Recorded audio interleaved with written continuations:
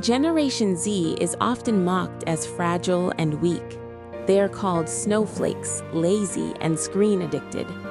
Older generations turned Gen Z into a cultural punchline. But these labels are not explanations.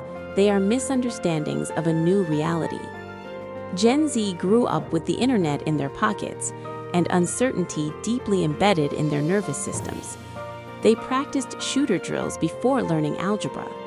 They heard about climate collapse as children, yet were told to plan perfect futures. Their world never felt stable or guaranteed. Anxiety became a rational response to chaos. The traditional 9-to-5 lost its meaning early, not from laziness, but from broken promises. What looks like weakness is often survival. To understand Gen Z, study their environment. Algorithms shaped their attention and emotions. Economics shaped their hopes and fears. Families shaped their sense of safety. This is not judgment, but diagnosis. Gen Z truly grew up inside algorithms. Their brains adapted through neuroplasticity. Screens became their emotional landscape. Notifications arrived before emotional vocabulary. Silence became unfamiliar and uncomfortable. Their attention is not short, but selective. They detect inauthenticity instantly.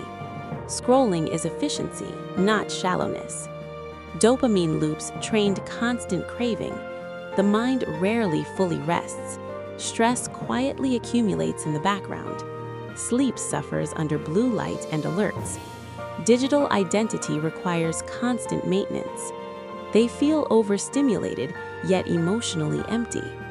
Emotions move slower than digital consumption. This mismatch lives inside their bodies. Gen Z was shaped, not weakened. Older generations believed effort guaranteed reward. Gen Z watched systems fail repeatedly. They saw homes lost and wages stagnate. Education became expensive, futures uncertain. Hard work stopped guaranteeing stability. Control shifted from internal to external. Psychology calls this learned helplessness. Quiet quitting grew from broken contracts. Loyalty felt risky, not virtuous. Boundaries replaced blind dedication. Hope became cautious and conditional. Indifference often hides economic realism. Gen Z is deeply connected, yet lonely. Digital closeness lacks emotional weight. Parasocial bonds simulate intimacy without reciprocity. Real relationships require emotional risk. Social skills weakened through avoidance. Performance replaced authenticity. Even privacy feels public now. Dating became options without commitment. Community spaces quietly disappeared.